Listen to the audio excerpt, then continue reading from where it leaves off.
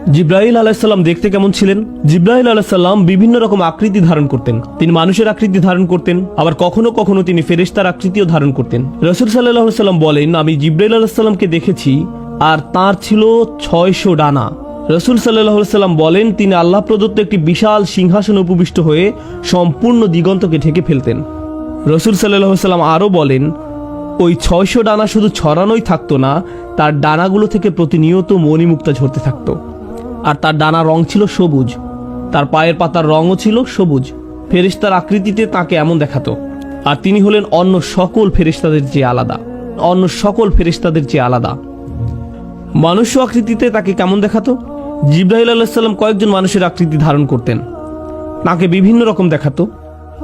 কিন্তু যখন তিনি রাসূল সাল্লাল্লাহু আলাইহি সাল্লামের নিকট আসতেন, তিনি সুনির্দিষ্ট একটি রূপ নিয়ে আসতেন। রাসূল সাল্লাল্লাহু আলাইহি সাল্লাম বলেন, দিহিয়া ইবন খলিফা আল কলবি রাদিয়াল্লাহু তাআলা আনহুর মতো দেখাতো। দিহিয়া রাদিয়াল্লাহু তাআলা আনহুকে একজন সুন্দর ফেরেশতা। দিহিয়া রাদিয়াল্লাহু তাআলা আনহুকে বলা হতো বনু কলবের ইউসুফ। ইউসুফ আলাইহিস সালাম সম্পর্কে মহিলারা কি বলেছিল? ইনি একজন সুদর্শন ফেরেশতা। তো দিহিয়াকে বলা হতো বনু কলবের ইউসুফ। মহিলারা দিহিয়াকে পছন্দ করত। আল্লাহ সুবহানাহু ওয়া তাআলা এবং জিব্রাইল আলাইহিস সালামের সম্পর্ক কেমন? প্রথমত তিনি হলেন কালিমুল্লাহ মিনাল মালাইকা, ফেরেশতাদের পক্ষ থেকে যার সাথে আল্লাহ কথা বলেন তিনি হলেন জিব্রাইল আলাইহিস সালাম। আপনি হয়তো ভাবতে পারেন আল্লাহ কি সকল ফেরেশতাদের সাথে কথা বলেন? না, মানুষের মাঝ থেকে যেমন নির্দিষ্ট কয়েকজনের সাথে আল্লাহ সরাসরি কথা বলেন, ঠিক তেমনি ফেরেশতাদের মাঝ থেকেও নির্দিষ্ট কয়েকজনের সাথে আল্লাহ সরাসরি কথা বলেন। আল্লাহ 4 জন ফেরেশতার সাথে কথা বলেন, মুকাসসিমাতি আমরা, যারা আল্লাহর বিভিন্ন নির্দেশের বাস্তবায়ন ঘটান। এই 4 জনের সাথে আল্লাহ সরাসরি কথা বলার বর্ণনা পাওয়া যায়। কিন্তু আল্লাহ সবসময় সরাসরি জিব্রাইল আলাইহিস সালামের সাথে কথা বলে থাকেন। এমন একজন নবীর কাহিনীও আপনি পাবেন না যেখানে জিব্রাইল আলাইহিস সালামের আলোচনা নেই। আপনি যদি কাসাসুল আম্বিয়া পড়েন, প্রত্যেক নবীর আলোচনায় কোনো না কোনো ভাবে জিব্রাইল আলাইহিস সালামের নাম উঠে আসবেই, কারণ তাকে 1,24,000 পয়গম্বরের কাছে পাঠানো হয়েছিল। মুস্তাদ ইমাম আহমদের একটি হাদিসে 1,24,000 নবীর কথা উল্লেখ আছে। তাদের মাঝে 350 জন ছিলেন রসুল। তাদের প্রত্যেকের কাছে জিব্রাইল আলাইহিস সালামকে পাঠানো হয়েছিল তাদেরকে শিক্ষা দেওয়ার জন্য, গড়ে তোলার জন্য, সমর্থন দেওয়ার জন্য, প্রতিরক্ষার জন্য। তিনি প্রথম থেকেই তাদের সাথে ছিলেন। তার আরেকটি উপাধি ছিল নাসরুল আম্বিয়া, তিনি ছিলেন নবীদের সাহায্যকারী। জিব্রাইল আলাইহিস সালামই ইব্রাহিম আলাইহিস সালামকে শয়তানের প্রতি পাথর ছুঁড়তে বলেছিলেন, আর আমরা সেই ঘটনার স্মরণে শয়তানের প্রতি পাথর ছুঁড়ি। সুবহানাল্লাহ, দেখুন সেই ঘটনার কত চমৎকার ঐতিহ্য আমাদের। জিব্রাইল আলাইহিস সালামই ইব্রাহিম আলাইহিস সালামকে হজের নিয়ম কানুন শিখিয়েছিলেন। কখনো কখনো জিব্রাইল আলাইহিস সালামের ভূমিকাকে স্পষ্ট রূপে উল্লেখ করা হয় না। ইউসুফ আলাইহিস সালামের গল্পে কখনো কি জিব্রাইল আলাইহিস সালামের উল্লেখ পেয়েছেন? আপনি ইউসুফ আলাইহিস সালামের উপর বিশাল আলোচনা শুনতে পারেন, সেখানে হয়তো জিব্রাইল আলাইহিস সালামের কথা কখনো বলা হয় না, কিন্তু তিনি সেখানে ছিলেন। আয়াতে বলা হয়, ওয়ালাম্মা বালাগা আশুদ্দাহু আতাইনাহু হিকমা ওয়া ইলমা, তিনি যখন প্রাপ্তবয়স্ক হলেন তখন আমরা তাকে প্রজ্ঞা এবং জ্ঞান দিয়েছি। এতে ইঙ্গিত পাওয়া যায় যে তার নবুয়ত অনেক কম বয়সে শুরু হয়।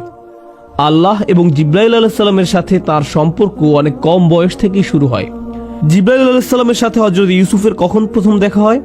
যখন তার ভাইরা তাকে সেই কূপে নিক্ষেপ করেছিল আর তিনি কূপের তলায় পড়তে যাচ্ছিলেন, তখন তিনি এমন এক লোকের হাতের উপর ল্যান্ড করলেন যাকে তিনি আগে কখনো দেখেননি। তিনি ছিলেন জিব্রাইল আলাইহিস সালাম। জিব্রিল তাকে ধরে ফেলেন যেন ইউসুফ আলাইহিস সালাম পড়ে গিয়ে ব্যথা না পান। সুবহানাল্লাহ, চিন্তা করে দেখুন। ইবনুল কাইয়্যিম রাহিমাহুল্লাহ এই ব্যাপারে মন্তব্য করতে গিয়ে বলেন, এই ঘটনার নিদর্শন রয়েছে যে কোন সৃষ্টি আল্লাহর রজ্জুকে ধারণ করলে আল্লাহ অবশ্যই তাকেও ধারণ করেন, তিনি আপনাকে পড়ে যেতে দিবেন না। মাঝে মাঝে এই উল্লেখটা খুব সূক্ষ্ম, আপনি হয়তো কোনো লক্ষণীয় উল্লেখের কথা শুনেন না। এখানে জিব্রাইল আলাইহিস সালামের ভূমিকাটা খুবই তাৎপর্যপূর্ণ। ইউসুফ আলাইহিস সালাম যেন পড়ে গিয়ে ব্যথা না পান সেজন্য আল্লাহ তাকে পাঠালেন ধরে ফেলার জন্য। কখনো কখনো বর্ণিত গল্পের নবীর সাথে নয়, বরং নবীর শত্রুদের সাথে জিব্রাইল আলাইহিস সালামের উল্লেখ পাওয়া যায়। তো মুসা আলাইহিস সালামের ঘটনায় তিনি মুসা আলাইহিস সালামের সাথে বহুবার ছিলেন, কিন্তু মুসা আলাইহিস সালামের ঘটনায় আমরা জিব্রিল আলাইহিস সালামের উল্লেখের যে সহিহ বর্ণনা পাই তা আসলে তার শত্রু ফেরাউনের সাথে। তিরমিজি শরীফের একটি হাদিসে বর্ণিত আছে, জিব্রাইল আলাইহিস সালাম নবী করিম সাল্লাল্লাহু আলাইহি ওয়াসাল্লামের নিকট আসলেন এবং তাকে বললেন, ফেরাউনের মৃত্যুর দিন যদি আপনি আমাকে দেখতেন, সে যখন সমুদ্রের তলায় ডুবে মারা যাচ্ছিল, আমি গিয়ে তাকে পেলাম এবং তার মুখে কাদা নিক্ষেপ করতে লাগলাম। আমি ভয় পাচ্ছিলাম যে সে হয়তো লা ইলাহা ইল্লাল্লাহ বলে ফেলবে, আর ফলে আল্লাহ তাকে ক্ষমা করে দিবেন। কারণ আমি ভয় পাচ্ছিলাম যে সে হয়তো অনুশোচনা করে লা ইলাহা ইল্লাল্লাহ বলে ফেলবে। আল্লাহ সুবহানাহু ওয়া তাআলাকে জিবরাইল আলাইহিস সালামের চেয়ে বেশি কে চেনে? জিবরাইল আলাইহিস সালাম জানেন আল্লাহ এতই দয়ালু যে এমনকি ফেরাউনের মতো পাপিষ্ঠরও সুযোগ রয়েছে। আর তিনি আশঙ্কা করছিলেন যে ফেরাউনের এক মুহূর্তের অনুশোচনা তার হয়তো সারা জিন্দেগীর অপরাধ মুছে দিতে পারে। জিবরাইল আলাইহিস সালাম চিন্তিত ছিলেন যে ফেরাউনের জন্য হয়তো একটা সুযোগ তৈরি হতে পারে। এখন জিবরাইল আলাইহিস সালাম কি ফেরাউনের ভাগ্য নষ্ট করে দিয়েছেন? না। আল্লাহ জিবরাইল আলাইহিস সালামকে বলেন, হে জিবরাইল, আমার ইজ্জত ও গৌরবের কসম, যদি সে আন্তরিকতার সাথে ক্ষমা চাইতো আমি তাকে ক্ষমা করে দিতাম। তার মুখে তোমার কাদা নিক্ষেপ কোনো কাজে আসতো না, আমি তবু তাকে ক্ষমা করে দিতাম। তার মুখে তোমার কাদা নিক্ষেপ কোনো কাজে আসতো না, আমি তবু তাকে ক্ষমা করে দিতাম। এখন দেখুন, আপনি হয়তো ভাবতে পারেন মুখে কাদা মারার কারণ কি? যখন পাপী ব্যক্তি মারা যায় ফেরেশতারা তার মুখে আঘাত করতে থাকে। জিবরাইল আলাইহিস সালাম কেন ফেরাউনকে এত ঘৃণা করতেন?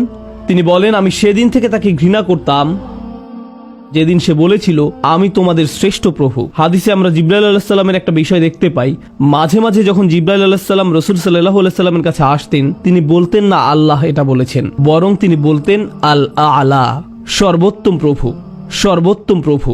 এতে আল্লাহ সুবহানাহু ওয়া তাআলার প্রতি জিবরাইল আলাইহিস সালামের অপরিসীম শ্রদ্ধার প্রকাশ পায়।